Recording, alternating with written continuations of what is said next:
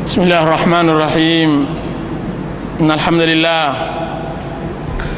نحمده ونستعينه ونستغفره ونعوذ بالله من شرور أنفسنا ومن سيئات أعمالنا من يهده الله فلا مضل له ومن يضلل فلا هادي له أشهد أن لا إله إلا الله وحده لا شريك له وأن محمدا عبده ورسوله وأمينه على وحيه وخيرته من خلقه وسفيره بينه وبين عباده المبعوث بالدين القويم والمنهج المستقيم أرسله الله رحمة للعالمين وإماما للمتقين وحجة على الخلائق أجمعين.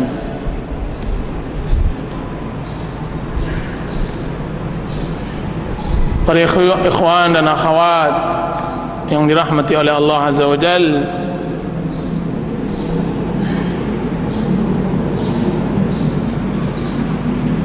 berbahagialah seorang muslim yang berjalan, yang dia sedang menuju surga kepada Allah. Di dalam hadis yang diriwayatkan oleh Ibnu Majah, Rasulullah SAW bersabda, "Man salaka tariqan yaltamisu fihi ilman sahalallahu lahu tariqan ilal jannah." Barang siapa yang berjalan, di dalam jalan tersebut dia mencari ilmu, maka Allah Subhanahu wa taala mudahkan dia untuk menuju jalan ke surga. Jalan ke surga ya ikhwan, jalan yang dicari oleh orang-orang yang saleh, oleh orang-orang yang taat kepada Allah Azza wa Jalla. Anda sedang berjalan menujunya. Di dalam hadis yang diriwayatkan oleh Imam Muslim, melalui jalan Abu Sa'id Al-Khudri dan Abu Hurairah radhiyallahu anhuma, bahwasanya Rasulullah sallallahu alaihi wasallam bersabda, "La yaq'udu qaumun yadhkuruna Allah." Tidaklah duduk satu kaum mengingat-ingat Allah Azza wa Jalla, illa haffat humul malaikah, kecuali malaikat menaungi mereka, wa ghasyiyat humur rahmah, rahmat kasih sayang Allah meliputi mereka, wa nazalat alaihimus sakinah, ketenangan turun pada mereka, wa dzakarallahu fi man 'indah, dan Allah Subhanahu wa taala menyebutkan kepada makhluk yang ada di sisinya. Allahu akbar. Antum sangka mudah Allah Subhanahu wa taala menyebut seorang muslim di arsy, di langit ketujuh? Kita sangka seorang muslim mudah namanya dikenal oleh penduduk langit, sekalipun tidak dikenal oleh penduduk bumi. Rasulullah SAW bersabda, "Rubba ash'atha aghbar dhi timrain madfu'un bil abwab law aqsama 'ala Allah la abarra." Berapa banyak orang yang berpakaian kusut masai, rambutnya yang tidak bersisir, memiliki hanya 2 helai pakaian, ketika dia antri dia harus ditolak karena dia tidak dikenal. Akan tetapi jika seandainya dia bersumpah atas nama Allah Azza wa Jalla, maka Allah Subhanahu wa taala kabulkan doanya. Apa peduli bagi seorang muslim namanya tidak dikenal oleh penduduk dunia, akan tetapi namanya menggelegar di hadapan Allah Azza wa Jal. Namanya sangat dikenal oleh penduduk langit. Sesungguhnya penuntut ilmu dan yang mengajarkan ilmu dikenal oleh seluruh alam. Seluruh alam mengenalnya. Rasulullah sallallahu alaihi wasallam bersabda, Inna Allah wa malaikatahu la yusalluna ala muallimin nas al-khair. Sesungguhnya Allah dan malaikatnya, malaikat yang sangat besar, disebutkan bahwa Jibril sayapnya menutup ufuk, mendoakan kebaikan bagi orang-orang yang mengajarkan kebaikan kepada manusia. Hatta al-hitanu fil bahr, bagai sampai ikan hiu yang berada di lautan atau semut yang ada di dalam sarangnya mendoakan bertasbih bagi orang yang mengajarkan kebaikan dan mendengarkan kebaikan. Berbahagialah wahai kaum muslimin yang hadir, dan Rasulullah SAW telah memesankan kepada kami agar kami menyatakan kepada antum-antum yang hadir, ahlan wa sahlan bi talibi ilmin, selamat datang bagi penuntut ilmu, ilmu din, ilmu yang memberikan kebahagiaan di dunia dan memberikan kebahagiaan di akhirat, ilmu abadi, ilmu Allah yang dia telah sibukkan dirinya, sibukkan seluruh alam untuk belajar din, telah berganti generasi ke generasi, rasul kepada rasul yang lainnya menyibukkan pelajaran din. Kaum muslimin dan muslimat yang dirahmati oleh Allah Subhanahu wa taala, saya yakin hari ini ada usaha yang ditelantarkan, ada pekerjaan yang kita undurkan untuk bisa hadir di majlis ta'lim, ada waktu yang disisihkan untuk tidak bisa bercengkrama dengan keluarga dan anak-anak. Akan tetapi kita telah ikhlaskan itu untuk Allah Azza wa Jalla. Seorang muslim mengikhlaskan waktunya kepada Allah, alangkah nikmatnya hidup, alangkah bahagianya hidup untuk Allah. Hari ini saya datang ke majlis ta'lim hanya lillahi azza wa jal, la riya'an wala sum'ah, kan tapi saya berjalan untuk menuju surga. Berbahagialah langkah, berbahagialah kaki yang telah jalan menuju surga. Akan tapi yakinlah bahwa rezeki yang kita tunda tersebut bukan di tangan kita. Banyak orang-orang yang berletih, banyak orang-orang yang menghabiskan waktunya untuk mencari rezeki, akan tapi dia tidak mengerti bahwa rezeki di sini, rezeki di majlis ta'lim. Bukankah di dalam majlis ta'lim turun rahmat Allah, rezeki Allah turun bagi orang-orang yang kesulitan untuk dibayar uangnya, bagi orang-orang yang kesulitan untuk menagih hutang yang belum selesai. Datanglah ke majlis ta'lim, sesungguhnya buhul rezeki ada di majlis ta'lim. Wa ghasyiyatuhumur rahmah, turunkan kepada mereka rahmat, turun rahmat ya ikhwan, rahmat yang dia adalah buhul kebahagiaan. Mungkin seorang suami meninggalkan istrinya dalam keadaan marah, hatinya gundah, hatinya tidak tenang, kan tapi dia mencoba untuk hadir di majlis ta'lim ini untuk mendengarkan kalamullah dan kalam Rasulullah sallallahu alaihi wasallam. Daripada dia berangkat ke tempat-tempat maksiat, dia ingin bersimpuh mendengarkan kalamullah di sini. Duduk majalasa qaumun fi baitin min buyutillah wa yatluna kitab Allah wa yatadarasuna fi ma bainahum. Tidaklah duduk satu kaum di rumah dari rumah Allah, dan ini adalah rumah Allah, yatluna kitab Allah, dan kita sekarang sedang membaca kitab Allah Azza wa Jal, wa yatadarasun, mempelajari, dan kita sekarang mempelajarinya, kecuali turun ketenangan, tenangan di sini ya ikhwan. Suatu hari seorang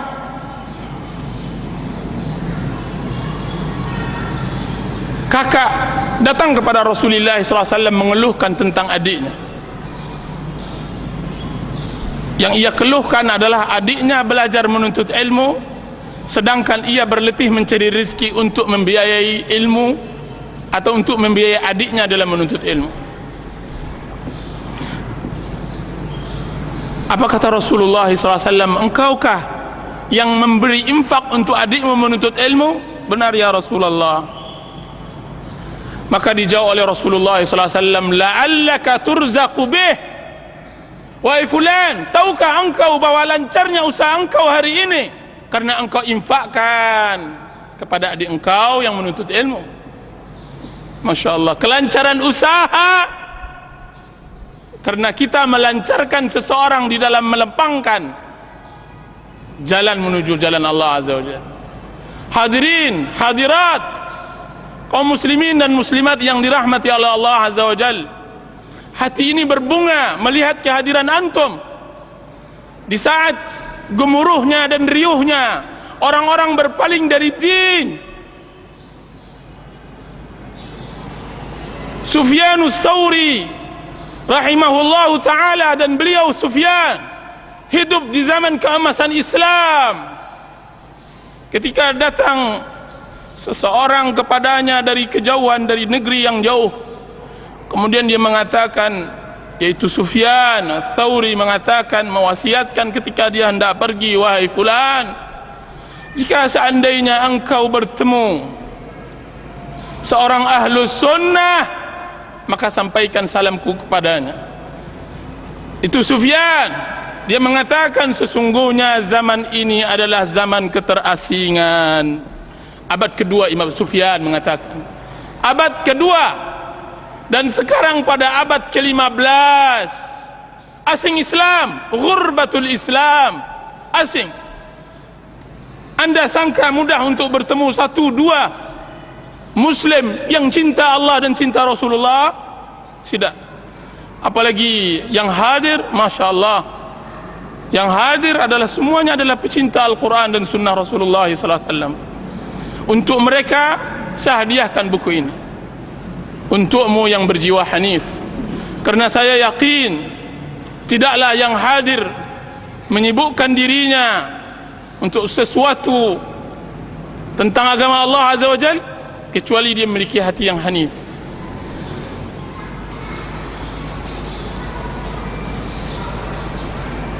Kenapa saya mengarang buku ini?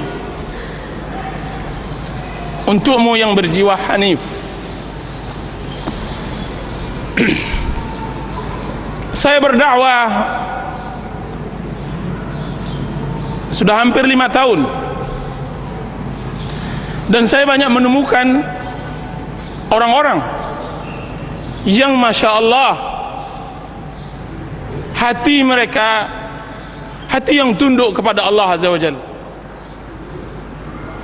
Satu hari datang kepada mereka, kepada saya, orang yang seperti yang saya maksudkan buku ini untuknya, dan saya hadiahkan untuknya. Dia mengatakan, Ustaz, Rasulullah SAW berdakwah mengislamkan Bilal dan Suhaib dan Salmanul Farisi. Tidak butuh waktu 10 tahun, 20 tahun.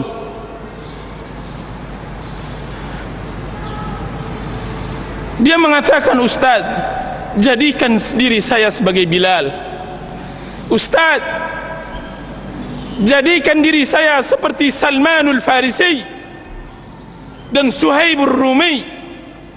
Jadikan diri saya seperti sahabat Rasulullah sallallahu alaihi wasallam. Pertanyaan ini membuat saya terkesima, karena banyak di antara kita juga yang hadir di majlis ta'lim 10 tahun, 20 tahun, bahkan sudah mungkin sudah mulai belasan tahun, akan tetapi tidak ada iman Bilal, sedikitnya akidah Suhaib dan langkanya keyakinan Salmanul Farisi membuat saya bertanya, bagaimana Rasulullah SAW menjadi umat yang begitu kokoh imannya dalam waktu yang sangat sebentar. Dan Bilal bin Rabah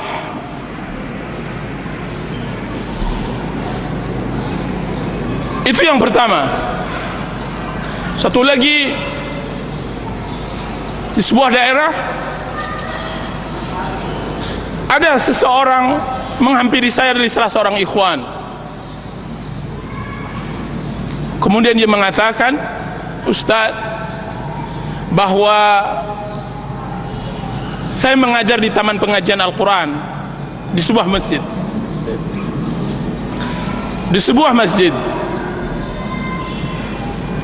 Kemudian setelah selesai salat maghrib dan saya disibukkan untuk mengisi pengajian di masjid kecil tersebut, semua orang berangkat, tinggal satu orang.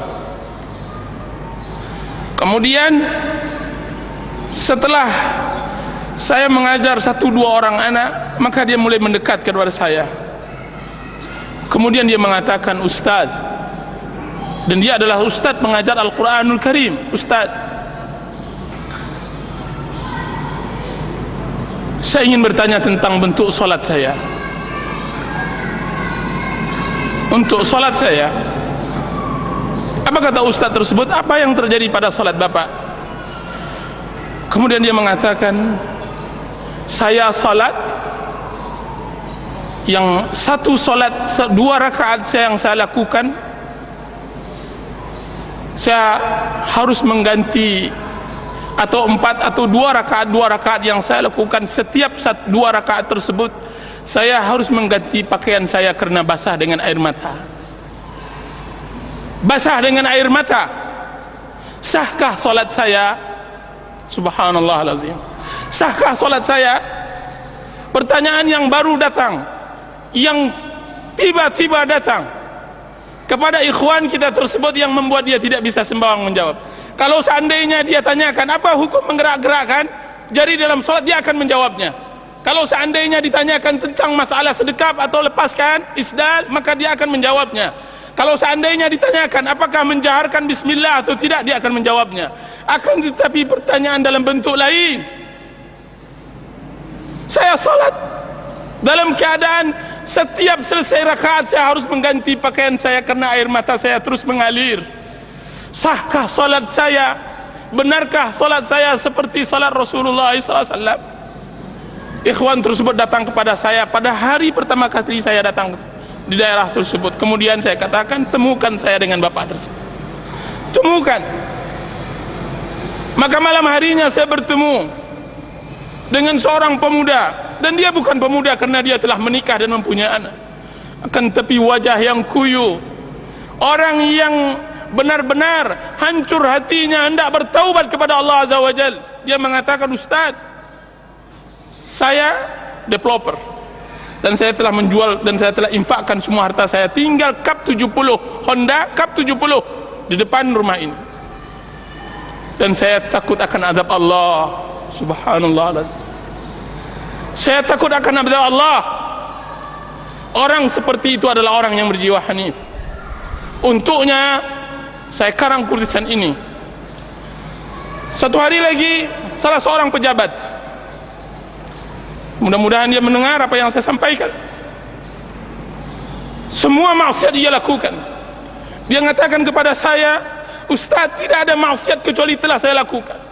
Setiap kali saya ke Jakarta, seharusnya saya berangkat hari Jumat, maka saya berangkat biasanya hari Selasa atau Rabu. Terang bagi saya Jakarta tersebut, sibuk bagi saya Jakarta tersebut, Ustaz. Dia katakan begitu. Terang karena banyak maksiatnya. Kemudian suatu hari saya mengisi pengajian, menceritakan tentang kisah Uwais Al-Qarni, bagaimana baktinya kepada orang tuanya. Tiba-tiba, dan dia laki-laki, dia orang besar, tiba-tiba tanpa saya membuat-buat kajian tersebut, kajian biasa, tidak ada pengaruhnya dengan sebuah orang yang sudah terbiasa dengan mendengar pengajian, akan tapi tiba-tiba dia meneteskan air matanya di hadapan istri dan anak-anaknya dan di hadapan keluarganya semuanya. Kami sholat asar, kemudian dia mengatakan, Ustaz, demi Allah, malu saya rasanya menangis, akan tapi air mata ini keluar, air mata ini keluar. Kaum muslimin yang dirahmati oleh Allah Azza wa Jal, kita di zaman yang membutuhkan hati yang seperti ini. Rasulullah SAW bersabda, yadkhulu aqwamunul jannah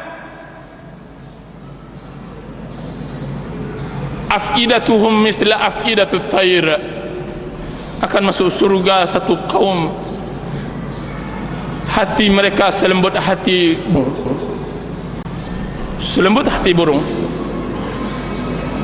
Alam ya'ni lil ladzina amanu an takhsha'a qulubuhum li dzikrillah, alam ya'ni lil ladzina amanu an takhsha'a qulubuhum li dzikrillah. Kapan lagi bagi seorang mukmin khusyuk hatinya untuk mengingat Allah Azza wa Jalla? Disebutkan oleh Abdullah bin Umar radhiyallahu anhu, sesungguhnya ayat ini ditunggu oleh Allah Azza wa Jalla kepada sahabat Rasulullah 13 tahun setelah mereka masuk salaf Ahlus Sunnah wal Jamaah, setelah mereka masuk Islam. Saya melihat di kalangan ikhwan sangat kikir dengan air mata, ya ikhwan, sangat kikir, kecuali di awal-awal dia mendapatkan hidayah. Mana air mata ciri khas seorang yang saleh, orang yang tunduk hatinya kepada Allah Azza wa Jal? Mana air mata di salat tahajud? Mana air mata di dalam doa dan tadarru' kepada Allah Azza wa Jal? Apakah kita belajar din untuk memperkeras hati kita, untuk menendang, untuk menyakiti kaum muslimin? Tidak. Kita mempelajari din untuk bisa bersimpuh di hadapan Allah Azza wa Jalla, untuk menciptakan hakikat ubudiyah kepada Allah Azza wa Jalla. Allah Azza wa Jalla untuk menyempurnakan bahwa diri kita adalah hamba Allah, hamba Allah. Maka buku ini saya karang, dan buku ini saya karang kepada orang-orang yang saya ceritakan tersebut. Tiba-tiba saya tidak melihat dia lagi ke sebuah pengajian. Wajahnya yang bersinar telah berubah menjadi wajah yang hitam karena maksiat kepada Allah Azza wa Jal. Orang yang telah kembali kepada maksiat dan jalan syaitan setelah dia mendengar Nidaur Rahman, panggilan Allah Azza wa Jal. Saya takut kepadanya firman Allah Azza wa Jalla yang mengatakan, falamma zaghu azaghallahu qulubahum. Ketika mereka melenceng, maka Allah Subhanahu wa taala lencengkan hati mereka. Ketika mereka telah mendapatkan hidayah dan mereka tidak mau mengolahnya, mereka tidak mau mencobanya, mereka duduk kan tapi tidak pernah menyemak, mereka hadir akan tapi tidak pernah menghadirkan hati. Kemudian Allah Subhanahu wa taala hanya pertemukan dia nanti di neraka, di adab akhirat. Untuk mereka tersebut aku karang buku ini.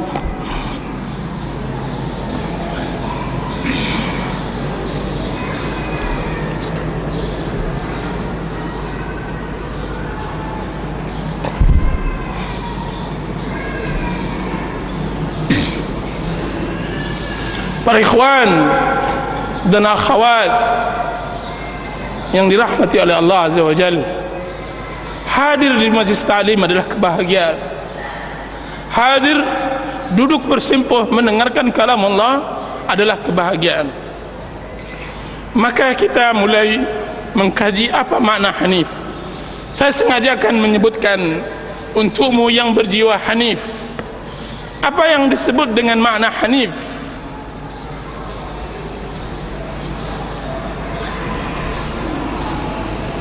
Yang berjiwa hanif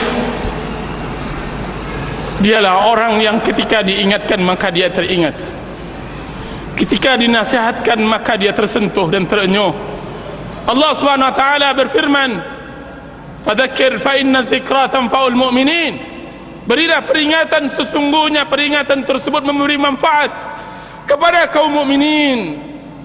Berilah nasihat, berikan nasihat, sesungguhnya nasihat tersebut akan memberi manfaat kepada kaum mukminin. Orang yang hanif adalah orang yang memiliki hati yang salim, hati yang menjadi modal untuknya bisa masuk surga. Allah Subhanahu wa taala berfirman, "Yauma la yanfa'u malun wala banun illa man atallaha biqalbin salim." Hari yang tidak ada manfaat hari itu harta dan anak-anak kecuali bagi orang yang membawa hatinya yang salim, membawa hatinya yang salim. Yauma yanfa'u malun wala banun, hati yang salim, hati yang bersih dari dengki, hasad, hati yang condong kepada tauhid dan jauh kepada syirik, hati yang cinta terhadap akhirat dan benci terhadap kehidupan dunia yang memukau, hati yang bersih dari syahwat yang dapat menghalangi dirinya dari larangan Allah, hati yang jauh dari syubhat yang dapat menghalanginya untuk menerima kabar Allah Azza wa Jalla.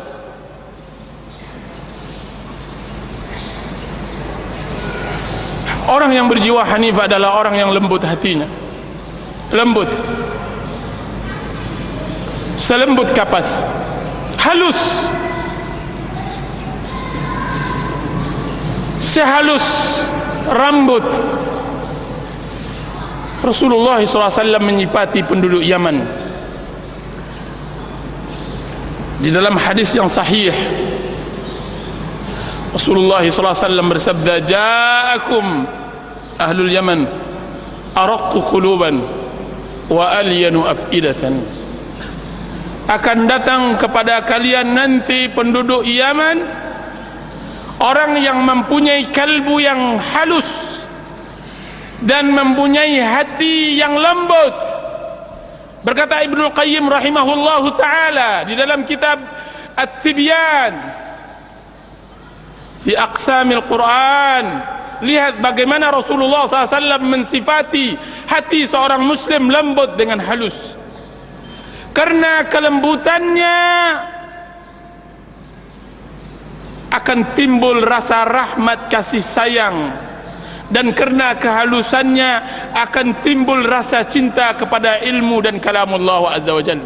Hati seorang muslim harus lembut dan halus. Di sini banyak rahasia hati yang banyak tidak tersingkap oleh banyak orang. Ada orang yang cinta ilmu akan tapi dia tidak memiliki kasih sayang. Ada orang yang memiliki kasih sayang akan tapi dia benci terhadap ilmu. Bagi kedua orang tersebut sulit baginya akan menerima yang hak. Dia tidak akan merahmati khalq, dia tidak akan kasih sayang kepada manusia, dan tidak akan mengerti kepada manusia, kepada Khaliq, kepada Allah Azza wa Jalla. Sedangkan Islam adalah ma'rifah kepada Allah dan juga kasih sayang kepada manusia dengan dua hati, dengan lembutnya dan dengan halusnya, dengan lembutnya dan halusnya, dan keduanya bermuara kepada ajaran Hanif. Hati yang hanif, hati yang hanif dialah hati yang disebut oleh Allah Subhanahu wa taala, yaitu hati yang munib, qalbun munib, syarat mutlak untuk bisa masuk surga. Allah Subhanahu wa taala berfirman, "Hadza ma tu'aduna likulli awwabin hafiz man khasyar rahmana bil ghaibi wa jaa'a biqalbin munib udkhuluha bisalam, udkhuluha bisalam." Inilah yang telah dijanjikan untuk kalian, setiap orang yang tunduk patuh dan menjaga hukum-hukum Allah. Barang siapa yang takut kepada Rahman dan datang dengan hati yang munib. Hati yang munib, berkata Abdullah bin Abbas radhiyallahu anhu, orang yang kembali dari maksiat dan mulai bersimpuh di hadapan Allah. Ulang, awalnya dia fitrah, kembali dari maksiatnya hendak bersimpuh kembali kepada Allah. Ya Allah, ini hamba-Mu yang dahulunya melakukan maksiat, sekarang dia bersimpuh di hadapan-Mu mengakui semua kesalahan dan kekurangannya. Itu hanif. Itu yang disebut qalbun munib. Hati yang telah dipenuhi dengan kecintaan dan sangat sensitif terhadap kebenaran. Hati yang tersentuh terhadap kebenaran dan telah dipenuhi dengan kecintaan kepada Allah Azza wa Jalla.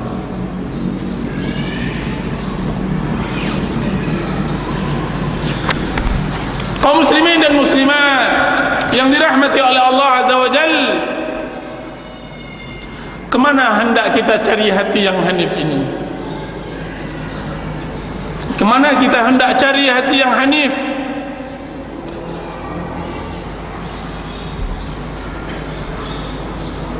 Disebutkan oleh Ibnu Rajab rahimahullahu ta'ala di dalam kitab Jami' al-Ulum wal Hikam,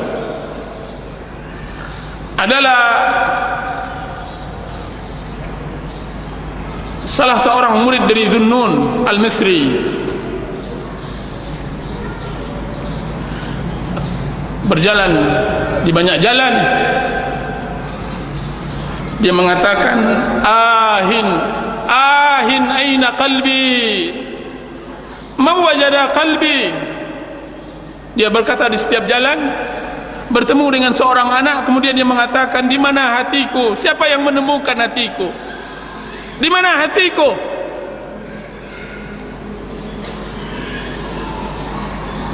Karena agama mempunyai dasar adalah hati. Allah Subhanahu wa taala mengatakan,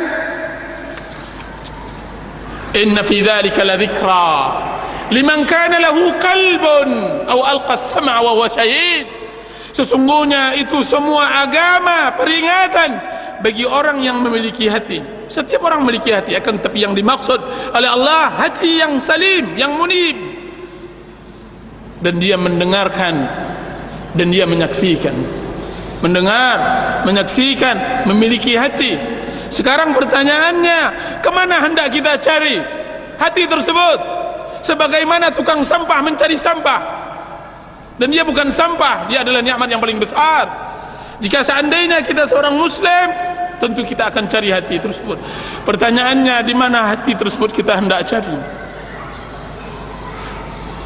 Salah seorang murid Dhunnun yang saya katakan tadi, di jalan-jalan, dia mengatakan, ahin aina qalbi. Sebagian kaum muslimin zaman sekarang beramal dengan suatu amalan, dia berbangga dengan amalnya. Subhanallah, tidak mengerti akan kedudukan. Berbuat sedikit tentang Islam, dia sudah pongah menengadahkan kepalanya dan menghina orang lain. Tapi hati yang hanif tidak. Dia menyibukkan dirinya, dia menyibukkan dengan dosanya. Dia mengatakan, aina qalbi, aina qalbi, man wajada qalbi. Mana hatiku? Siapa yang mendapatkan hatiku? Berikan kepadaku, berikan. Abu Hurairah radhiyallahu anhu, setiap kali beliau mengajarkan anak-anak kecil, disiumnya anak tersebut, kemudian dia mengatakan, paman kalian ini banyak dosa, maka istighfarkanlah, ampunkanlah kepada Allah, kalian masih suci. Abu Hurairah mencari hatinya di depan anak-anak tersebut, meminta ampun kepada Allah, sampai nyaris timbul keputusasaan oleh orang yang berjalan di tepi jalan mencari hatinya. Putus asa. Sampailah dia memasuki sebuah gang, kemudian dia duduk di sebuah tempat duduk di tepi jalan, kemudian dia tafakkur. Dia letakkan kedua tangannya, air matanya mengalir. Akankah Allah memberi taubat kepadanya setelah maksiat sejauh ini?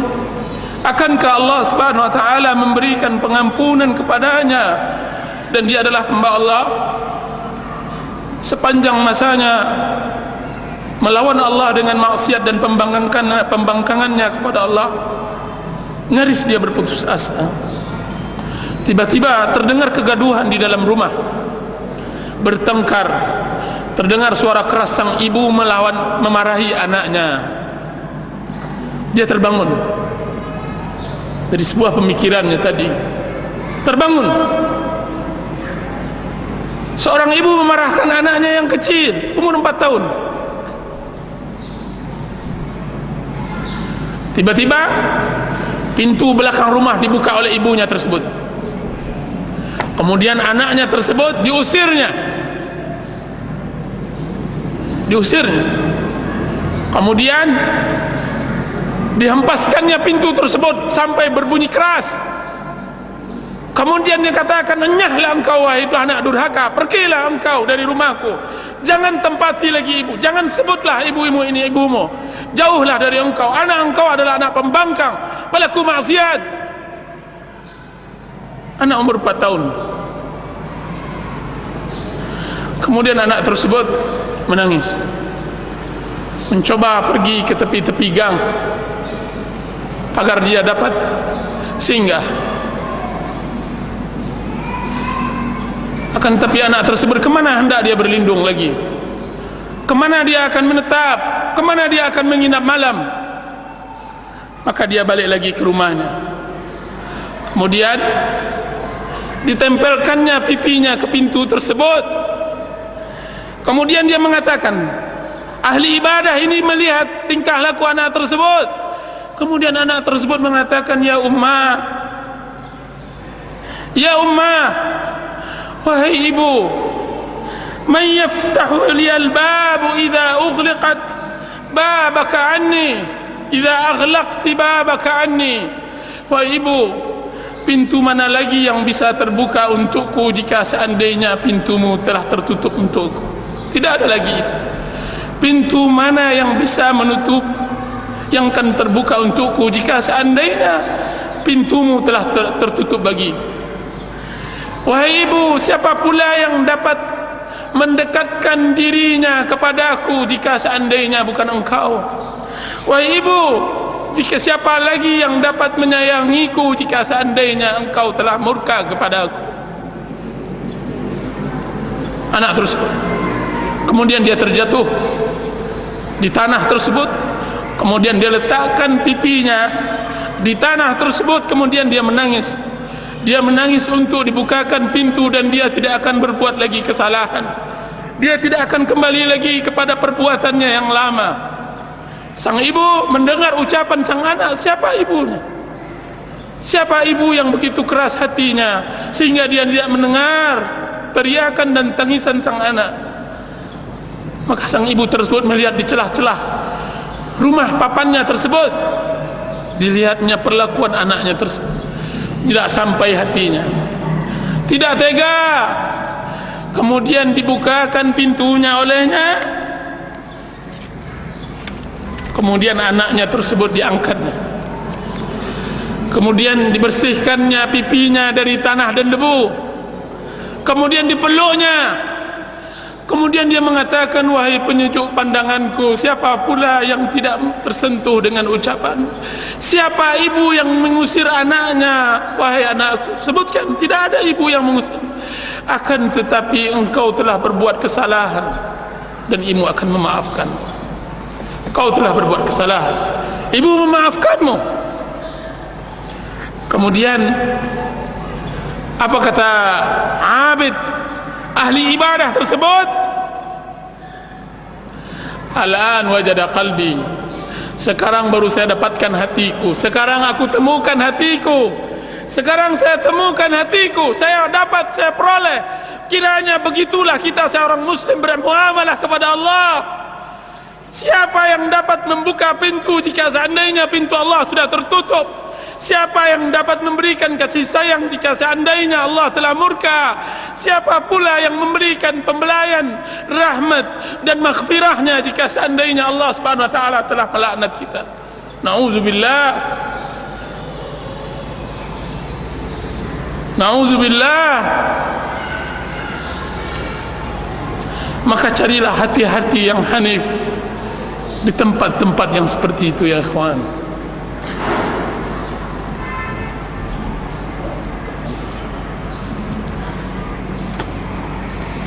Carilah hati yang hanif.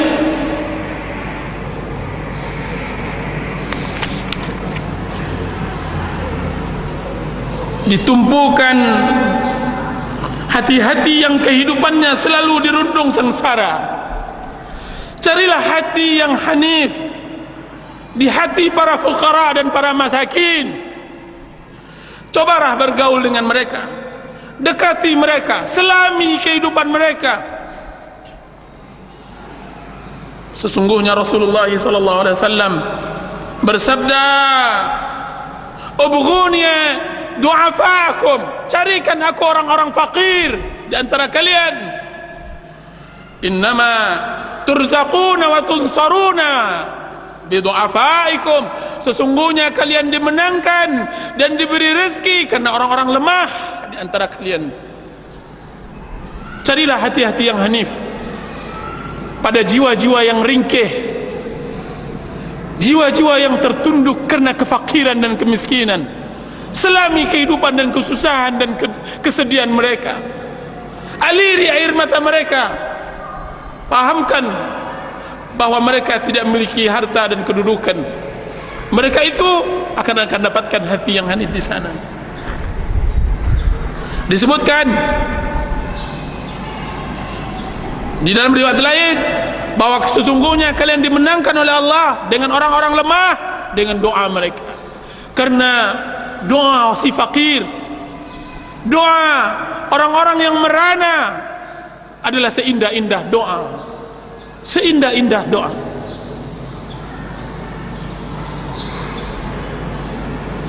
Tidak biasanya saya berinfak di tengah jalan.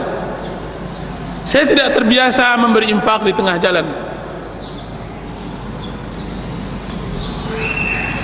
Suatu hari setelah saya tawaf di Mekah setahun yang lampau,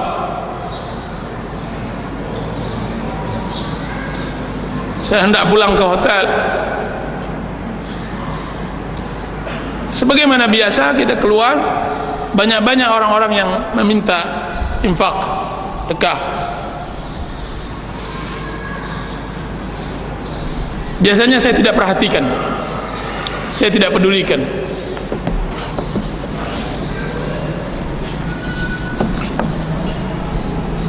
Saya tidak pedulikan. Tiba-tiba ada seorang ibu yang mengatakan ke telinga saya, "Bunaya ummah Palestiniyah." Dia bilang, "Anakku, ibu Palestin, datang dari Palestin." Saya berpaling menghadapnya, kemudian saya berikan apa yang saya miliki dari harta. Nas'alullah al-ikhlas, walaupun sedikit. Saya bilang pada dia, "Ibu, tolong doakan, doakan."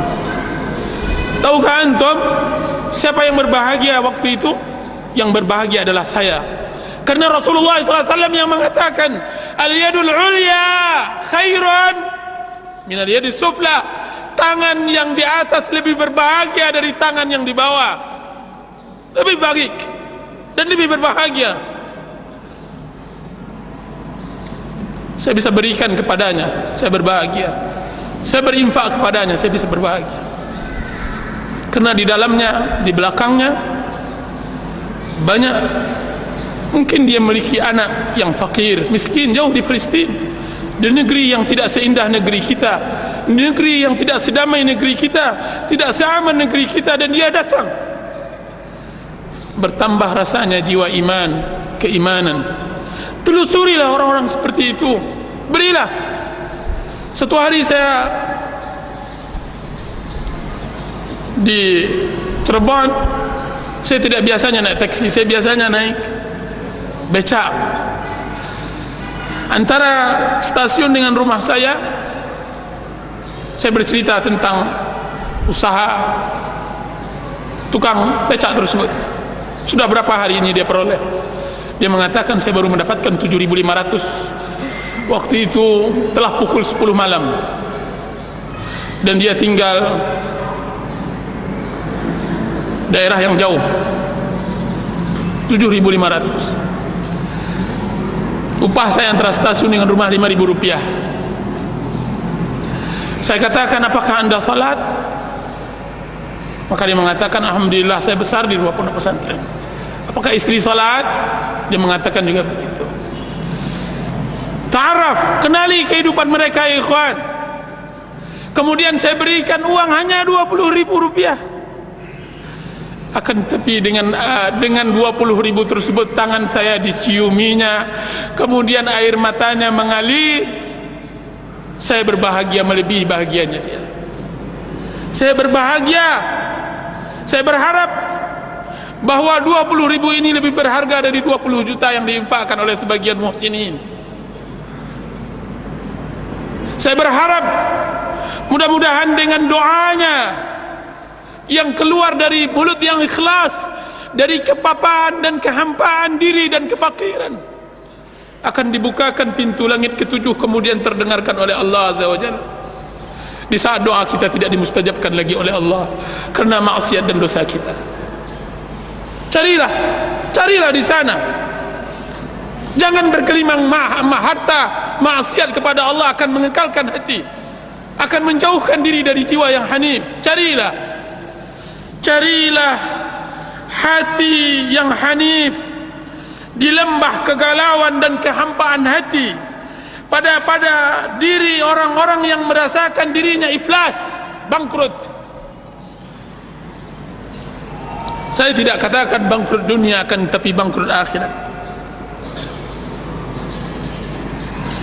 Ketika ia merasakan bahwa semua jalan hidup telah tertutup, ketika ia merasakan sempitnya bumi ini padahal ia luas, ketika ia merasa dosanya tidak terampunkan lagi dan sudah berada di penghujung keputusasaan, carilah hati yang hanif. Wahai kaum muslimin dan muslimat, di erangan yang sakit di rumah sakit, carilah sakit badannya sebelum sakit jiwanya, karena mereka ditimpa musibah, ditambah lagi tidak berharta. Tangis si fakir di rumah rehatnya karena tidak ada yang bisa dimasak. Tangis musafir yang telah kehabisan bekal. Tangis seorang wanita janda yang memiliki banyak anak, kebingungan, tidak tahu apa yang ia perbuat. Apakah ia harus berjalan dari rumah ke rumah menengadahkan tangannya, atau dia harus melangkah ke komplek pelacuran untuk menjual dirinya? Carilah di sana. Carilah hati yang hanif pada tangis muallim, seorang guru yang mendekatkan diri kita kepada Allah Azza wa Jal, menceritakan tentang kebesaran Allah. Tangis ahli ibadah yang sedang bermunajat di sebuah sudut masjid, berdoa tadarru' kepada Allah Azza wa Jal. Atau tapukuran ahli hadis, ditumpukan kitabnya membaca hadis-hadis Nabi, kemudian terlontarkan oleh mulutnya, sadaqa Rasulullah, semuanya telah benar yang diucapkan oleh Rasulullah SAW. Carilah hati yang hanif, tangis dan air mata orang yang mencintai karena Allah ketika mereka hendak berpisah.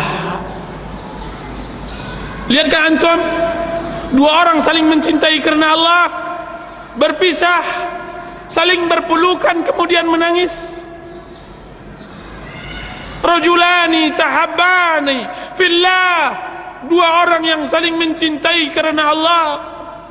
Dia adalah satu dari 7 kelompok yang diberi perlindungan, yang tidak ada perlindungan kecuali perlindungan Allah Azza wa Jal. Tangis tersebut akan anda dapatkan hati yang hanif di sana, hati yang jujur, hati yang bersih. Untuk mereka itu aku hadiahkan kitab ini.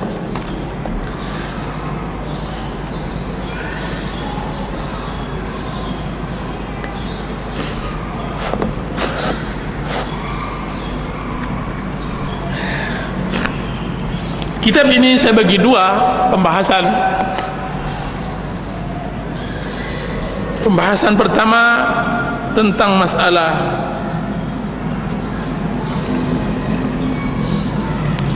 sifat-sifat hati yang hanif, sifat-sifat manusia yang mendapatkan hidayah kepada Allah, dan yang kedua mencari agama yang benar. Mudah-mudahan cukup waktu bagi kita untuk menyelesaikannya.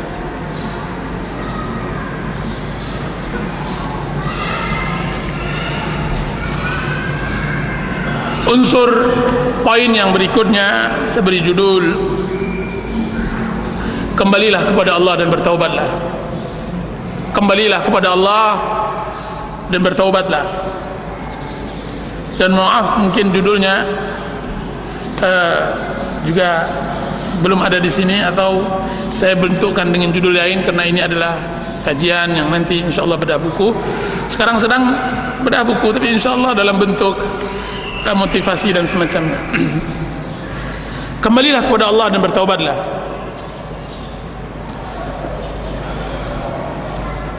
Para ikhwan dan akhwat yang dirahmati oleh Allah Subhanahu wa taala, semua manusia ingin bahagia. Semua manusia ingin bahagia. Orang-orang yang letih mencari dunia ingin bahagia. Orang-orang yang menyangka bahwa bahagia ada di kedudukan, maka mereka berletih kepadanya, ingin bahagia. Tapi tahukah kita bahwa kebahagiaan itu bukan di dalam saku? Kebahagiaan tidak masuk di dalam bantal sarung, di sarung bantal.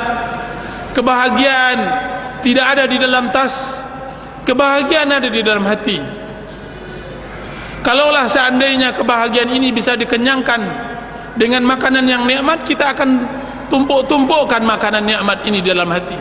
Kalau kebahagiaan ini bisa kita dapatkan dengan mencurahkan emas dan perak, maka akan kita masakkan emas dan perak tersebut, maka kemudian kita masukkan ke dalam hati kita. Akan tetapi kebahagiaan tersebut jauh di dalam. Dan tahukah antum bahwa bertaubat kepada Allah adalah kebahagiaan? Allah Subhanahu wa taala berfirman, "Wa tubu ila Allahi jami'an ayyuhal mu'minuna la'allakum tuflihun." Bertaubatlah semuanya wahai kaum mukminin. Taubat yang dipanggil bukan pelaku maksiat, akan tapi orang-orang beriman. Bertaubatlah. Untuk apa kami bertaubat ya Allah? Untuk apa? Allah mengatakan la'allakum tuflihun, agar kalian berbahagia. Jadi bertaubat adalah berbahagia. Taubat adalah berbahagia.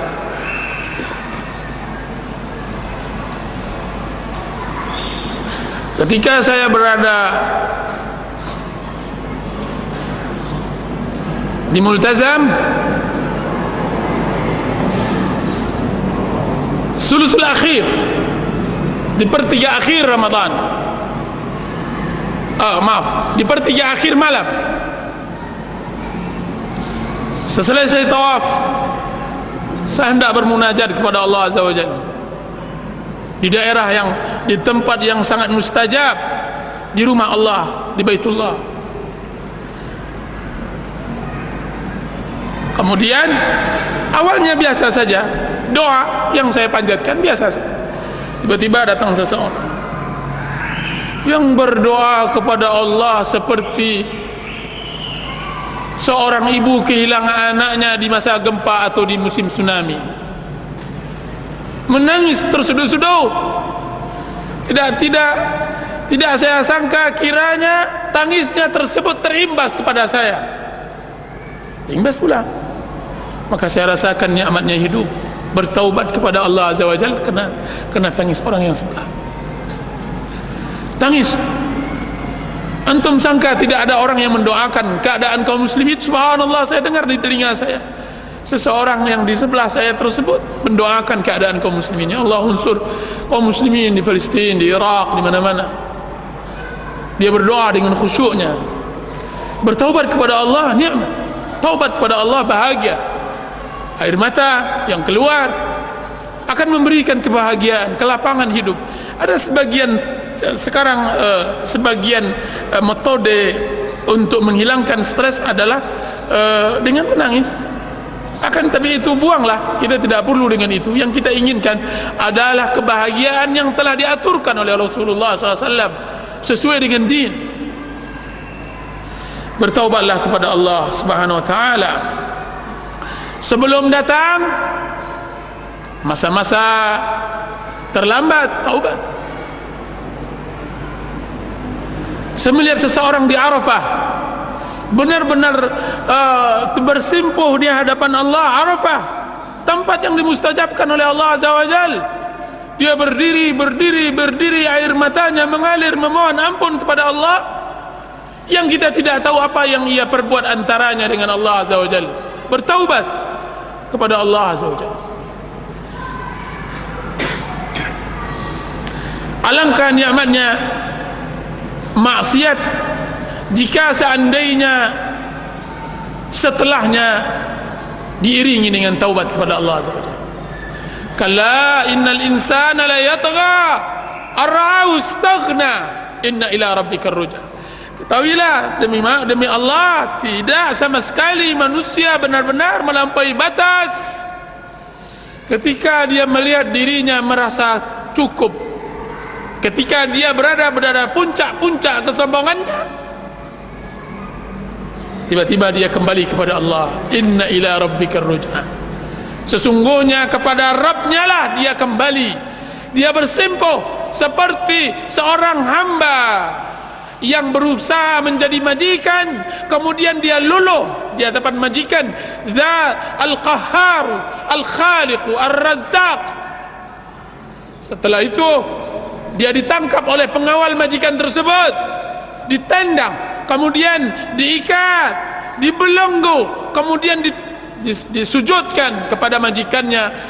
Kemudian dia mengatakan, ampunkan diriku ya majikan, ya Allah, dari semua dosa-dosa. Aku Fir'aun, cuma Fir'aun lebih berani dari diriku. Fir'aun berani mengucapkan ana rabbukumul a'la dengan lisannya, dan dia adalah pemberani. Aku adalah Tuhanmu yang tertinggi, dan aku adalah orang yang pengecut. Aku tidak berani mengucapkannya, akan tapi perbuatan dan hati dan lisan mengarahkan bahwa seakan-akan aku adalah Tuhan. Aku yang membuat keadaan, aku yang menjernihkan dan mengeruhkan, aku yang mendatangkan rezeki, aku yang menentukan takdir, bukan engkau ya Rabb. Sudah begitu besar dosaku kepadamu, ampunkan, kini aku adalah hambamu, hamba yang bersimpuh, yang tidak ada daya dan tidak ada upaya kecuali engkau yang menentukan.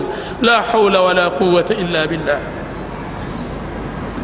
Jika seandainya kita telah bertaubat kepada Allah, maka pastikan Allah Maha Pengampun. Allah Maha Pengampun. Nabi ibadi anni anal ghafurur rahim. Allah Subhanahu wa taala mengatakan dalam surah Hijr, Nabi ibadi anni anal ghafurur rahim.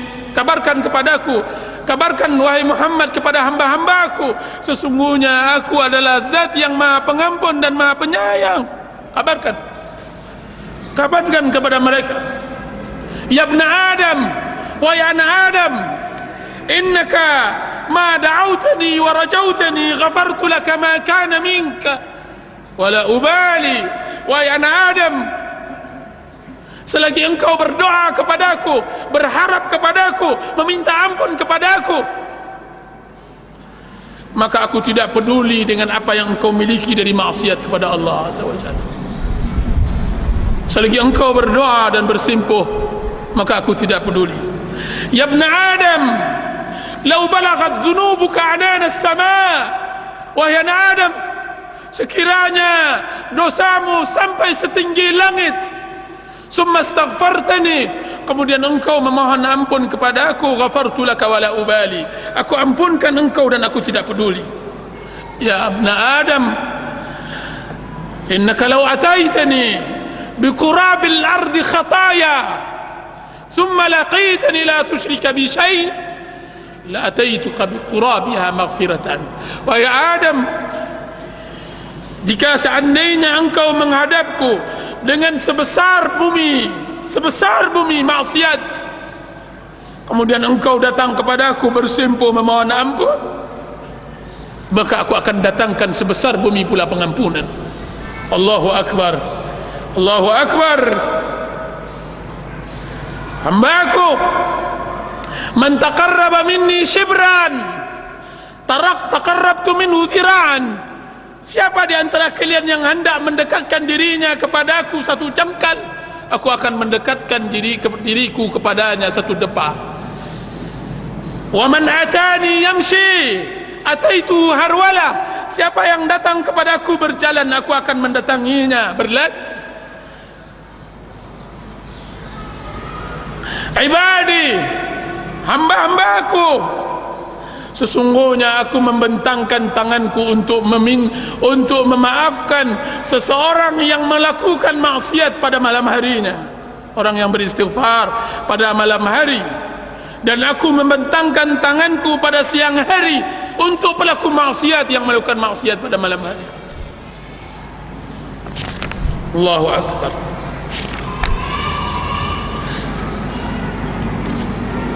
Wahai anak Adam, jika seandainya engkau datang, aku akan terima engkau, aku akan bukakan pintu. Jika seandainya engkau datang siang hari, maka aku akan bukakan pintu. Sekiranya engkau datang malam hari, maka aku bukakan pintu. Wahai anak Adam, barang siapa yang menghadap kepada aku, maka aku menyambutnya dari kejauhan. Barang siapa yang memanggilku, maka aku akan menyebutnya di dalam kedekatan. Barang siapa yang meninggalkan sesuatu untukku, maka aku akan memberinya pemberian. Barang siapa yang mengharapkan ridhaku, maka aku akan berikan kepadanya apa yang ia inginkan.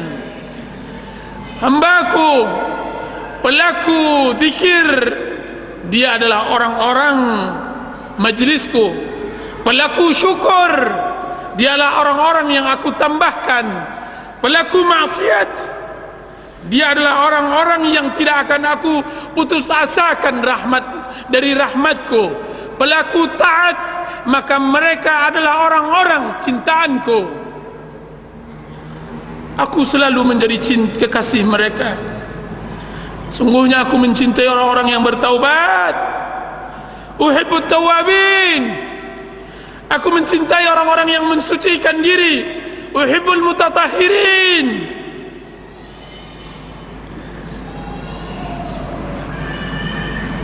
Jika seandainya mereka bertaubat, jika seandainya mereka tidak bertaubat, maka aku adalah tabib mereka. Aku akan timpakan kepada mereka musibah yang dapat mengurangi maksiat mereka. Itu nukilan dari apa yang disebutkan oleh Ibnu Qayyim rahimahullah di dalam kitab Zadul Ma'ad.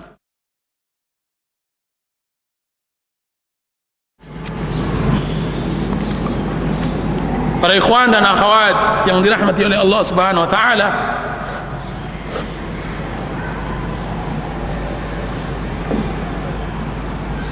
jujurlah dalam bertaubat.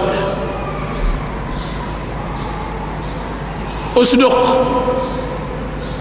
at-taubat ma Allah.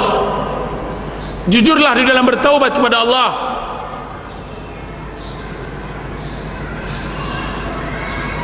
Di antara tanda taubat yang benar, dan ini juga kita terangkan di dalam buku ini, di antara taubat yang benar adalah perasaan rendah diri di dalam hati, kemudian pengagungan terhadap Allah Azza wa Jalla. Orang yang jujur bertaubat kepada Allah adalah orang yang menyempurnakan ibadahnya kepada Allah. Sempurnanya ibadah seseorang dengan dua hal: pengagungan terhadap Allah, dan yang kedua penghinaan diri kepada Allah. Semakin besar pengagungan seseorang kepada Allah, dengan semakin dia rendahkan dirinya di hadapan Allah, semakin sempurna ibadahnya, ubudiyahnya, penghambaan dirinya kepada Allah. Tidakkah lihat antum orang yang tidak pernah sujud satu kali pun kepada Allah Azza wa Jal. Tiba-tiba ditimpakan musibah. Ketika dia mendapatkan musibah tersebut, hatinya luluh.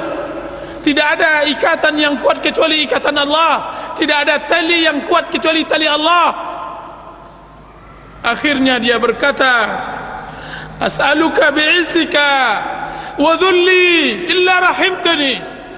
Aku memohon dengan keagunganmu ya Allah dan kekerdilan diriku kecuali engkau rahmatkan aku.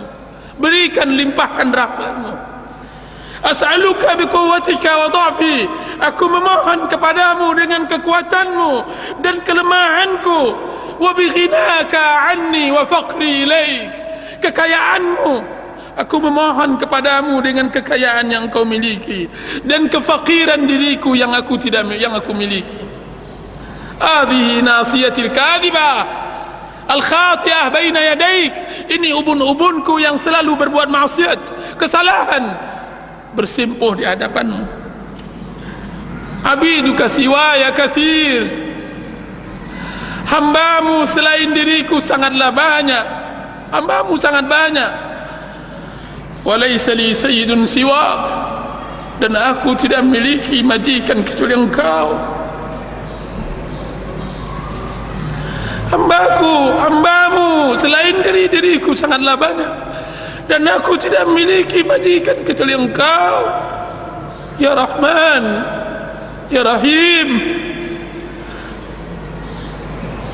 La malja wa la manja illa ilaih.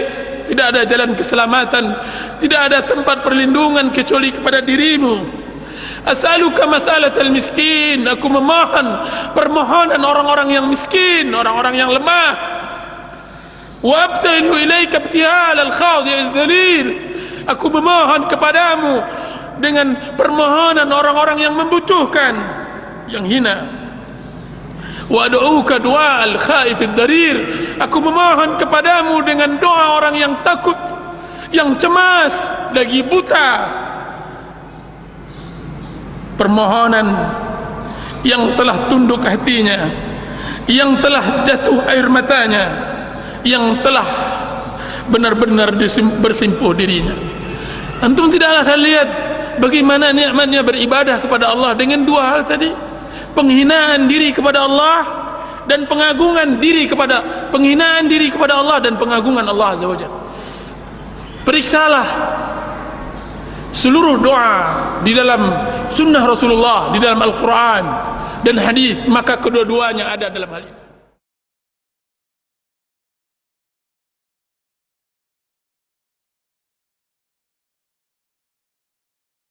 Rasulullah SAW bersabda, kullu bani Adam khatta'un wa khairul khatta'in at-tawwabun.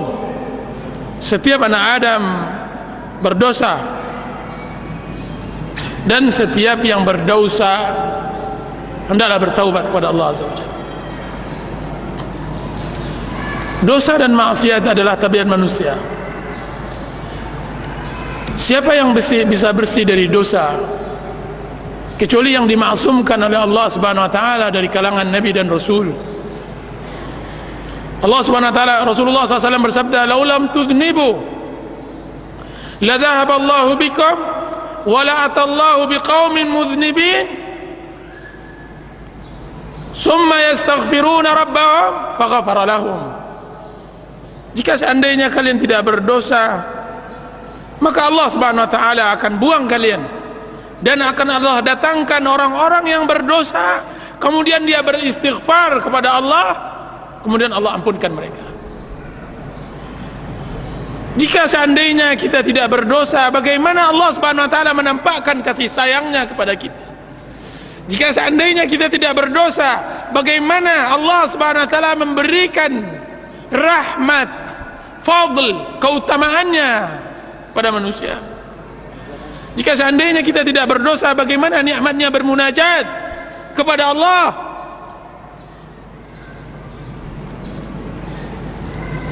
Adam alaihi salam, kedudukannya lebih baik setelah dia melakukan berdosa daripada sebelum melakukan berdosa. Kedudukannya lebih baik setelah berdosa daripada sebelum berdosa. Apa kata Allah? di dalam sebagian athar dinukilkan oleh Ibnu Qayyim rahimahullahu ta'ala, wahai Adam, dahulunya engkau datang kepada aku sebagaimana datangnya raja kepada raja, akan tapi sekarang engkau datang kepada aku sebagaimana datangnya budak kepada majikannya. Dan alangkah nikmatnya hidup menjadi budak Allah, hamba Allah, menghambakan diri kepada Allah Azza wa Jalla.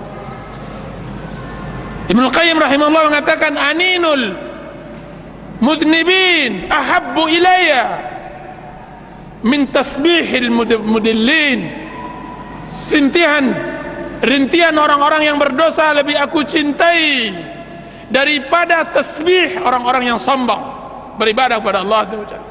Orang-orang yang sombong dia bertasbih, lebih hebat lagi tangisan orang yang melakukan dosa.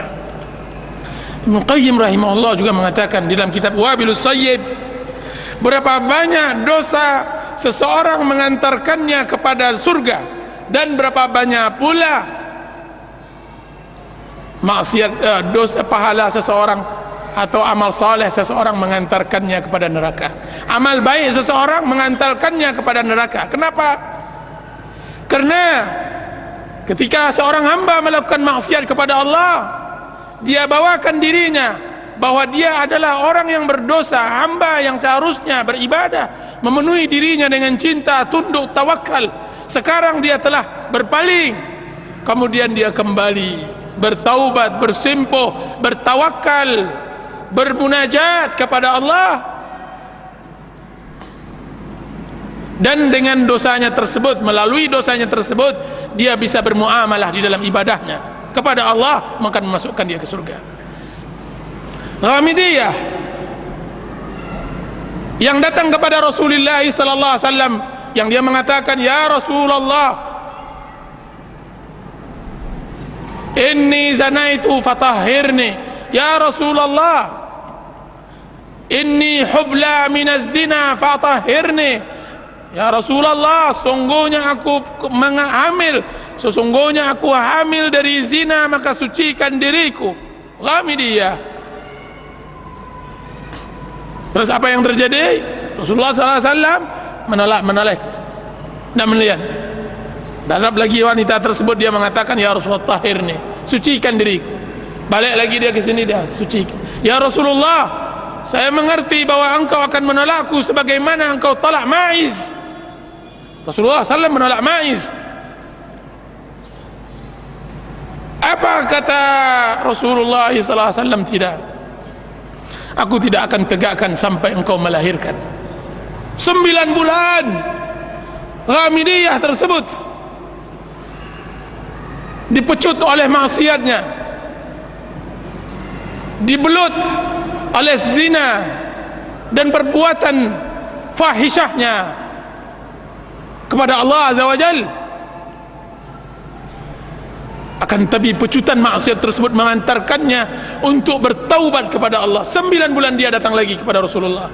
Dia bawa bayi tersebut, kemudian dia mengatakan, ya Rasulullah, ini bayi saya, anal mar'atul lati ji'tuka wa kuntu hubla minaz zina.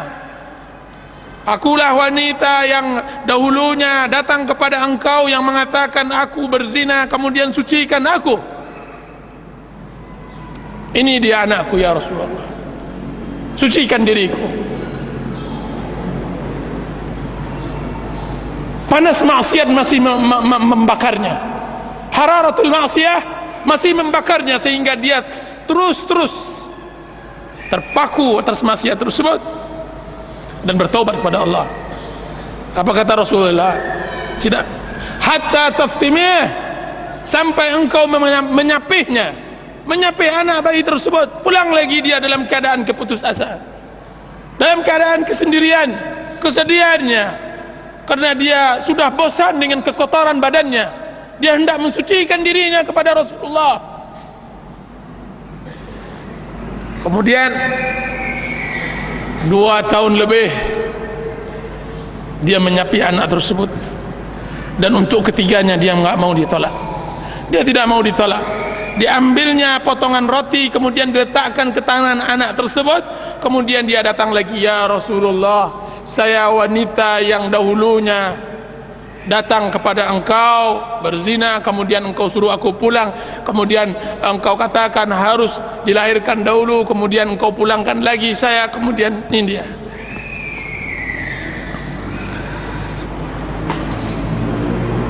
Apa kata Rasulullah SAW? Periksa dia, apakah dia mempunyai junun, gila, semacamnya. Kemudian ditegakkan kepadanya had.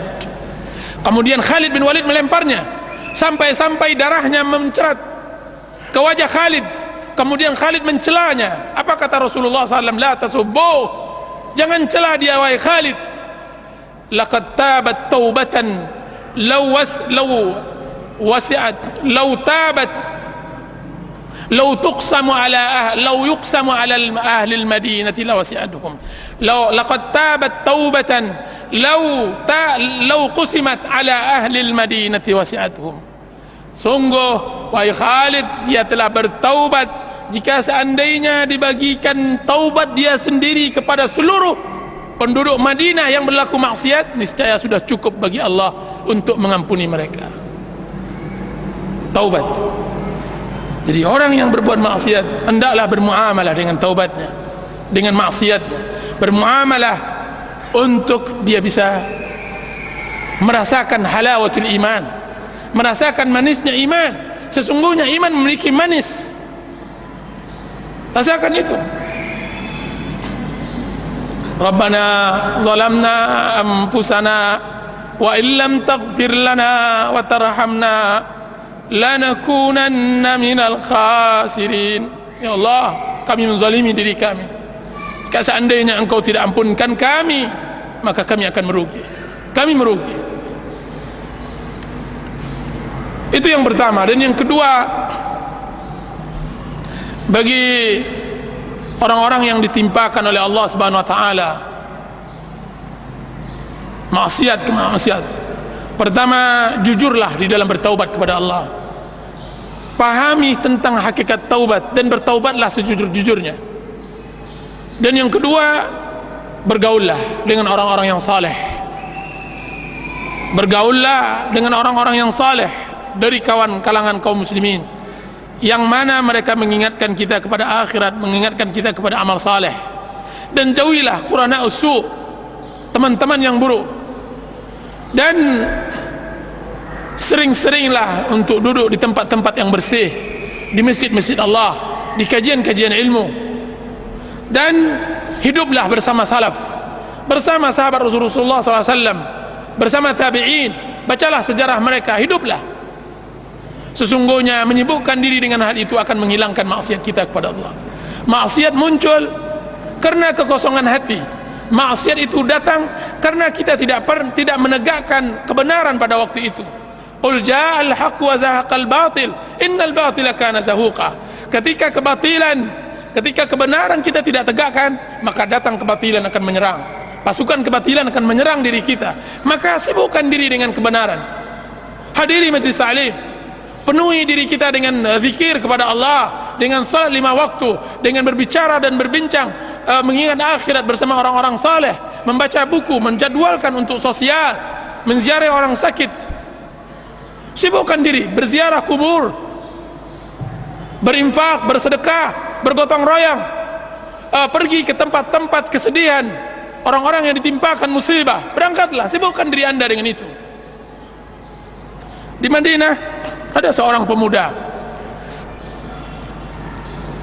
yang mana dia menadarkan dirinya setiap asar dia harus berangkat ke mustasfa, ke rumah sakit. Berangkat, dia enggak memiliki harta seperti anda, fakir, miskin. Dia mengatakan, saya tidak memiliki harta untuk bisa saya sedekahkan. Saya juga tidak punya keahlian yang saya bisa sedekahkan untuk Allah. Akan tetapi saya mempunyai kata-kata, sedikit kata-kata untuk bisa memberi pembalut kesedihan orang-orang yang sakit. Maka dia datang di rumah sakit setiap asar. Ketika hendak maghrib dia sholat berjamaah. Itu setiap harinya. Masya Allah. Harus ada kebaikan yang kita banggakan di hadapan Allah Azza wa Jalla. Harus ada kebaikan yang harus kita banggakan nanti di hadapan Allah. Jadi bertemanlah dengan orang-orang seperti itu, mudah-mudahan ada manfaatnya. Wallahu taala alam. Nah.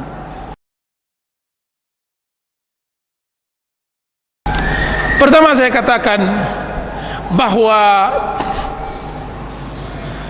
waktu-waktu yang mustajab ketika kita hendak belajar beribadah, saya mengatakan belajar beribadah dari doa. Belajarlah kita beribadah dari doa, kemudian kita tingkatkan dari salat dan semacamnya. Sulit kita salat khusyuk,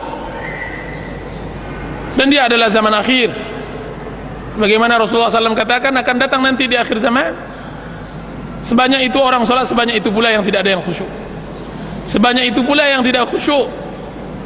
Bagaimana khusyuk? Hati masih kuat ikatannya dengan dunia, dengan harta. Maka jika seandainya kita mulai dari doa, maka alangkah mudahnya untuk belajar beribadah dari doa. Maka cari waktu-waktu yang mustajab. Ibnu Qayyim rahimahullah mengatakan, orang yang berdoa persis seperti orang yang memanah. Orang yang memanah, pertama harus ada sasaran, yang kedua harus ada panah yang lurus, panah yang lurus, busur yang benar, dan yang ketiga harus ada tenaga yang menarik panah tersebut sehingga dia akan meluncur keras tepat pada sasarannya. Tiga syarat ini harus ada dimiliki oleh seseorang untuk dimustajabkan doanya oleh Allah Azza wa Jalla. Maka sasarannya adalah Allah, sasarannya adalah Allah. Hendaklah dia berdoa kepada Allah Azza wa Jalla dan tidak berdoa kepada selainnya, karena berdoa kepada selainnya adalah kelemahan, adalah kehinaan. Dan yang kedua, busurnya yang lurus adalah doa yang datang dari Rasulullah SAW. Banyak orang sekarang berdoa, mengarang-arang doanya, tidak sampai, tidak benar. Zaman sekarang musim berdoa, banyak orang berdoa tidak benar doa. Ya Allah, berikanlah aku harta yang banyak. Ya Allah, masukkan anak saya ke sekolah anu dan sekolah anu. Ya Allah, berikan saya istri begini dan subhanallah. Siapa tahu, siapa yang engkau dari mana engkau tahu bahwa kekayaan yang nanti Allah berikan akan memberi manfaat kepada anda? Dari mana pula anda tahu ketika anda diterima di sebuah sekolah pendidikan dan semacamnya, sekolah dan pendidikan tersebut bermanfaat untuk dunia dan akhirat anda? Berdoalah sesuai dengan doa Rasulullah SAW, doa yang ada di dalam Al-Quran atau Sunnah Rasulullah, karena dia adalah busur yang kokoh. Dan cobalah memahami sedikit demi sedikit doa. Dan alangkah bagusnya yang dikarang oleh guru kita Syekh Abdul Razak bin Abdul Muhsin Al-Badar dalam karangannya Fiqh Doa, fikih doa. Pahami di sana bagaimana fikih doanya Rasulullah SAW. Dan yang ketiga, tarikan kekuatan tersebut adalah dorongan kepentingan. Seseorang yang tidak mau penting, tidak butuh dengan doa tersebut, bagaimana dia akan khusyuk? Yang akan bisa dikabulkan oleh Allah Azza wa Jalla benar-benar ada orang terdesak, orang-orang yang memang sangat membutuhkan, orang-orang yang memang sangat menginginkan terrealisasinya doa yang dia sanjatkan tersebut. Jadi kekuatan itu, apa kata Ibnu Qayyim, tidaklah tercipta tiga syarat ini kecuali Allah Subhanahu wa taala akan kabulkan doanya. Maka Allah akan kabulkan doanya. Bagaimana kalau seandainya tidak dia dapatkan pengaruh pengkabulan itu? Maka kita katakan Allah memberikan tiga pahala, tiga keutamaan bagi orang yang berdoa. Kalau Allah tidak kabulkan, berarti Allah jauhkan musibah setimpal dengan doa yang dia lakukan tersebut. Misalnya, dia berdoa kepada Allah untuk mendapatkan mobil Mercedes. Ya Allah, berikanlah mobil Mercedes. Tetangga sebelah sudah mendapatkan mobil Mercedes pula, misalnya begitu. Dan bermunajat dan serius dia memintanya. Seorang mukmin kalau tidak dikabulkan, wah udah 10 tahun saya berdoa Ustaz untuk mendapatkan mobil Mercedes. Jangankan Mercedes, istri memang Sides namanya, istri dapat, akan tapi Mercedesnya tidak dapat. Maka kita katakan absyir, bergembiralah engkau wahai muslim, kalau tidak Allah kabulkan doa anda, maka Allah akan gantikan dengan musibah yang seharusnya menimpa anda tidak jadi musibah. Ini yang kadang-kadang kita kurang pahami. Kita katakan bahwa jauhnya seseorang dari musibah itu tidak sebuah kenikmatan. Kenapa? Karena kita tidak pernah menghayati. Saya punya kawan, dia mengatakan begini, apa katanya? Alhamdulillah, barusan dia baru balik dari kendaraan motornya. Qadarullah Ustaz, satu senti lagi kalau seandainya saya tidak kuat-kuat pegang. Saya kebetulan ingin mendahului sebuah truk. Tiba-tiba di depan saya truk pengangkat motor yang panjang itu lewat dengan kecepatan kuat, cepat. Kemudian kata dia hanya sejengkal, tidak 1 senti. Kalau seandainya dia tidak kokoh memegang stang motornya, mungkin saya sudah di rumah sakit. Kalaupun saya hidup maka akan keluar 60 juta insyaallah ta'ala. Sekarang alhamdulillah saya selamat. Kita kadang-kadang kurang mensyukuri nikmat 60 juta yang baru diberikan oleh Allah Azza wa Jalla. Dengan apa? Dengan diselamatkan oleh Allah Azza wa Jalla dari musibah tersebut.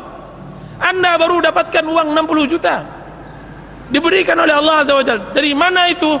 Qadarullah, mungkin dari doa yang kita inginkan. Tender yang seharusnya pecah 60 juta cair, kiranya tidak cair-cair juga. Kiranya 60 juta yang itu.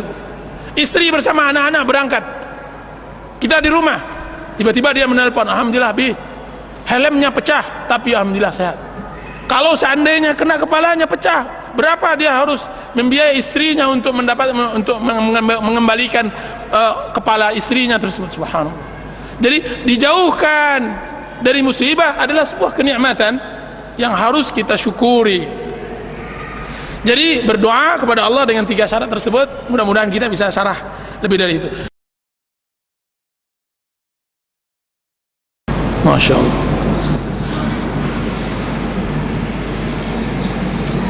Apa kata Ibnul Qayyim? Sungguhnya maksiat bermula dari mata. Ketika mata dibuka, maka nampaklah semua hal. Maka dia akan letih sendiri untuk menyelesaikan apa yang ia nampakkan. Mata ini ketika dia melihat semuanya, maka dia akan letih. Dan mata harus dijaga sebagaimana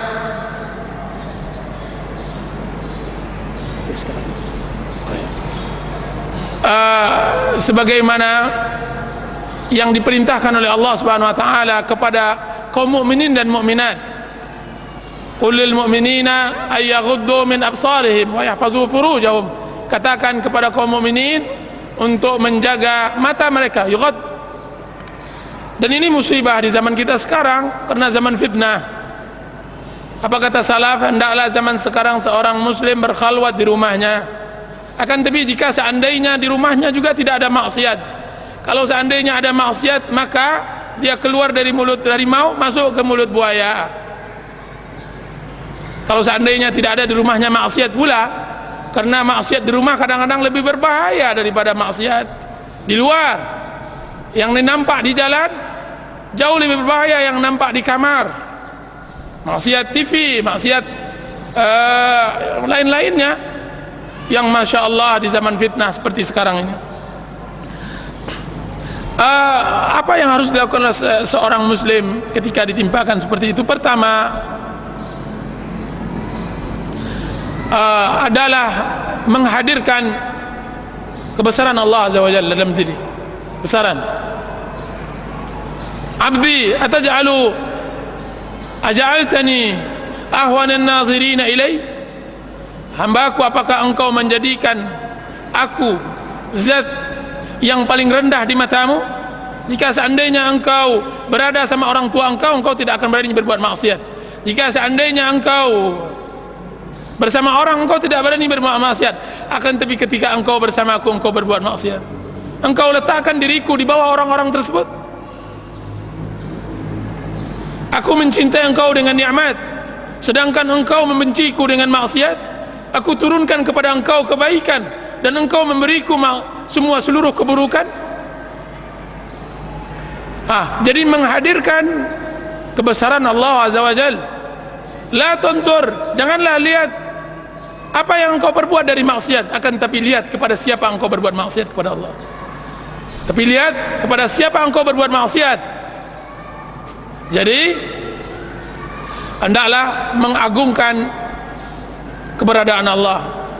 Makanya ilmu yang paling tertinggi di dalam agama Islam adalah ma'rifatullah, mengenal Allah, mengenal nama-namanya, menghadirkan itu di dalam kehidupan. Itu satu. Dan yang kedua, memberikan keyakinan kepada kalbu, ke dalam hati, bahwa apa yang dipandang tidak akan bisa mendapatkan kenikmatan, bahkan yang dia dapatkan adalah dosa. Semua dosa, apa yang kita pandang tidak akan memberikan apa-apa kecuali hanya kesibukan diri untuk memikirkan tersebut dan lalai dari ibadah kepada Allah Azza wa Jalla. Yang kalau seandainya kita tidak lihat tidak merugi, akan tapi dia adalah waswas syaitan, dia adalah khutuwatus syaitan, langkah syaitan yang menggoda, yang harus kita berlindung kepadanya. Dan yang ketiga, berarti kita ditimpakan oleh sebuah penyakit, yaitu maradus syahawat, penyakit syahwat. Berarti seseorang tersebut ditimpakan penyakit syahwat. Manusia kebanyakannya ditimpa dua penyakit, penyakit syahwat atau syubhat. Orang yang seperti kita ini, yang ditanyakan seperti itu, adalah penyakit, ditimpakan penyakit syahwat. Maka membersihkannya, sabunlah ia dengan istighfar. Kalau memang sulit untuk istighfar, maka panaskan ia dengan bersempuh dan bertawakal kepada Allah Aziz dan Jalal. Jika seandainya juga tidak bisa, maka hendaklah dibelikan pembersih. Kalau tidak cukup untuk pembersih pakaian, maka pembersih lantai, dengan bersempuh di hadapan Allah Azza wa Jal, dengan mengakui kelemahan diri dan membesarkan dan mengagungkan Allah Azza wa Jal. Jadi hendaklah seorang muslim benar-benar penyakit hatinya itu harus diobat. Ibnul Qayyim rahimahullah mengarang kitab Al-Jawabul Kafi liman sa'ala an dawa'is syafi, jawaban yang puas bagi orang yang bertanya untuk sebuah obat yang bisa menyembuhkan. Atau dalam karangannya dengan judulnya yang berbeda tapi buku yang sama, yaitu Ad-Da' wa Dawa, obat dan penyakitnya, atau penyakit dan obatnya. Dan itu buku tersebut menerangkan tentang jawaban dari pertanyaan yang ditanya oleh saudara kita ini.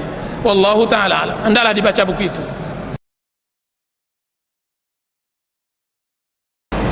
Kita baik tidak di lingkungan orang seperti itu, atau lingkungan kita, atau dalam kesendirian, harus kita memiliki hati yang hanif, hati yang lurus. Bagaimana kita bisa menerima kebenaran kalau seandainya kita tidak memiliki hati yang hanif? Hanif ini, sekalipun orang berada di atas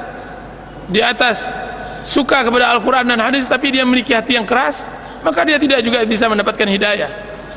Orang-orang yang sering menghadapi pengajian seperti ini misalnya, akan tapi dia tidak memiliki hati yang hanif, jangan harap dia bisa merasakan manisnya iman, nikmatnya iman. Dia butuh hati yang hanif, hati yang bersih, hati yang jauh dari semua maksiat. Qad aflaha man zakkaha wa qad khaba man dassaha. Berbahagialah orang yang mensucikan hatinya, menjadikan hatinya menjadi hati yang hanif. Wa qad khaba man dassaha, dan merugilah orang-orang yang menghinakan hatinya, mengotori hatinya dengan maksiat, dengan sifat-sifat buruk dan semacamnya. Ada buku yang paling bagus dalam masalah ini, kitab Mukhtasar Minhajul Qasidin karangan Ibnu Qudamah rahimahullahu taala, dan ini sangat bagus dibaca. Atau kitab Madarijus Salikin karangan Ibnu Qayyim rahimahullahu taala. Jadi seorang muslim hendaklah memiliki hati yang hanif. Akan tapi kalau seandainya hendak berdakwah di masyarakat, maka hendaklah dia menggunakan ayat Allah Subhanahu wa taala, ud'u ila sabili rabbika bil hikmati wal mau'izatil hasanah. Hendaklah engkau berdakwah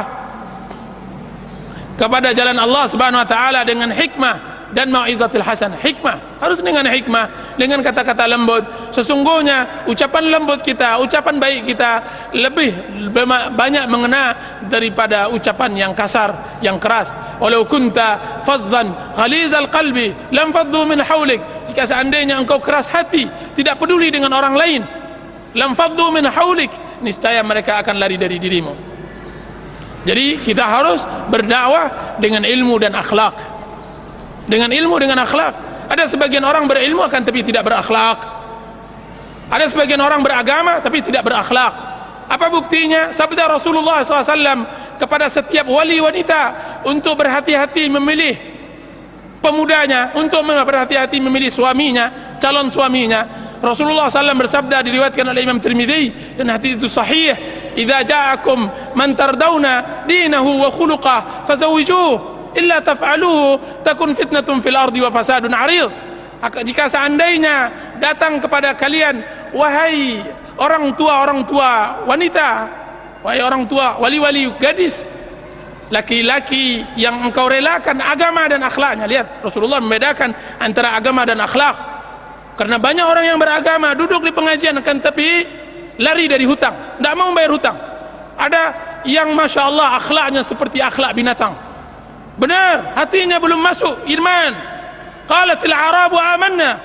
Orang-orang Arab dalam surat Muhammad dikatakan qalatil Hujurat, qalatil Arabu amanna qul lam tu'minu walakin qulu aslamna. Orang-orang Arab mengatakan kami telah beriman. Allah mengatakan belum lagi beriman, belum lagi masuk iman dalam hatinya. Baginya hutang baginya mudah. Ada sebagian orang yang sering mengaji akan tapi kasar terhadap istrinya, tidak mengerti tentang hak dan kewajiban, tidak mengerti tentang hak tetangga dan semacamnya. Ada orang yang sering mengaji akan tapi tidak mengerti tentang akhlak yang baik. Dan mudah-mudahan yang hadir di sini tidak ada satupun dari apa yang saya sebutkan ini. Berarti seorang muslim harus pandai agamanya dan baik akhlaknya. Ada seorang wanita datang kepada saya, sekarang saya baru tahu, ya Ustaz, menyesal saya memilih laki-laki yang masya Allah. Saya lihat penampilannya sunnah, multazim, akan tapi demi Allah dia tidak pernah membahagiakan satu hari dalam hidup saya. Dia hanya bisa mengerti menuntut, dia hanya bisa mengerti meminta, kan tapi tidak pernah memberi. Dia hanya bisa mengerti memukul, kan tapi tidak pernah maafkan. Dia hanya bisa mengerti apa untuknya, kan tapi tidak pernah apa antasnya. Dan ini akhlak yang tidak baik, dan ini harus kita robah. Dengan apa? Dengan hati yang bersih. Perbaiki akhlak kita, perbaiki agama kita. Mudah-mudahan Allah Subhanahu wa taala merahmati kita. Wallahu taala alam. Yang kita takutkan adalah su'ul khatimah, ya ikhwan. Su'ul khatimah diriwayatkan oleh Abu Dawud dan disebutkan di dalam kitab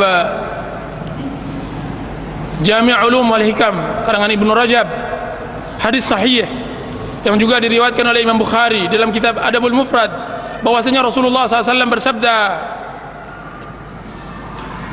"Inna ahadakum la ya'malu bi amali ahli jannah hatta la yakunu bainahu wa bainal jannati illa dhira' fayasbiqu alaihi alkitab fayamalu bi amali ahli an-nar fayadkhuluha." Sesungguhnya salah seorang kalian beramal dengan amalan penduduk surga,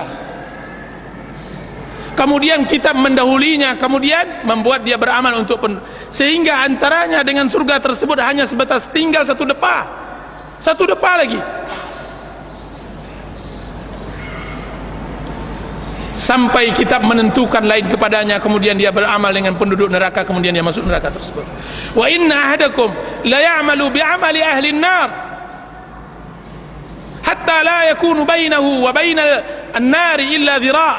Sungguhnya salah seorang kalian beramal dengan amalan penduduk neraka sampai antaranya dengan neraka tersebut hanya tinggal satu depa, satu jengkal masuk neraka. Fayasbiqu alaihi kitab, kemudian kitab menerangkan lain padanya, menentukan lain. Fayamalu bi amali ahli jannah, kemudian dia mengamalkan sekali dengan amalan penduduk surga, kemudian memasukinya. Disebutkan tambahan riwayat tersebut oleh Imam Bukhari dalam kitab Adabul Mufrad, beliau mengatakan fima yabdu linnas, kiranya orang yang pertama yang beramal dengan amalan surga dan akhirnya masuk neraka itu adalah orang yang beramal tapi tidak dalam hati. hanya untuk nampak oleh manusia, tidak pernah sepenuh hatinya. Salatnya hanya ketika dilihat oleh orang, tidak pernah khusyuk, tidak pernah hadir. Kajiannya hanya sungkan, hanya karena hendak bertemu dengan kawan-kawan, kan, tapi tidak hanya untuk menyempit-nyempitkan bumi saja,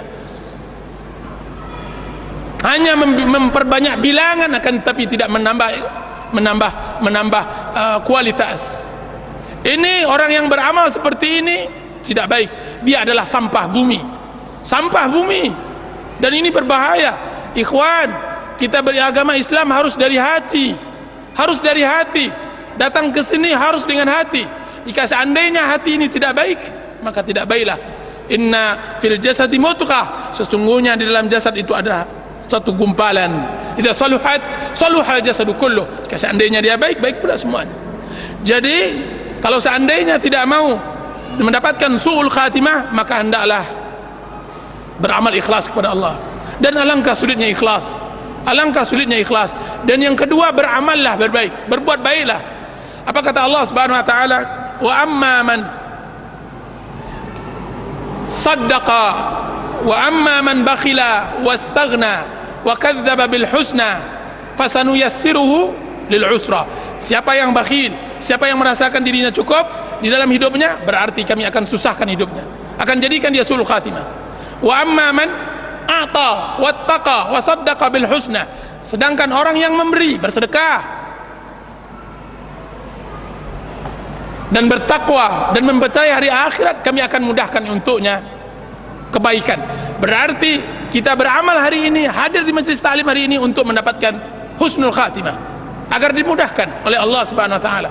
Apa kata Sufyanus Tsauri ketika beliau hendak meninggal?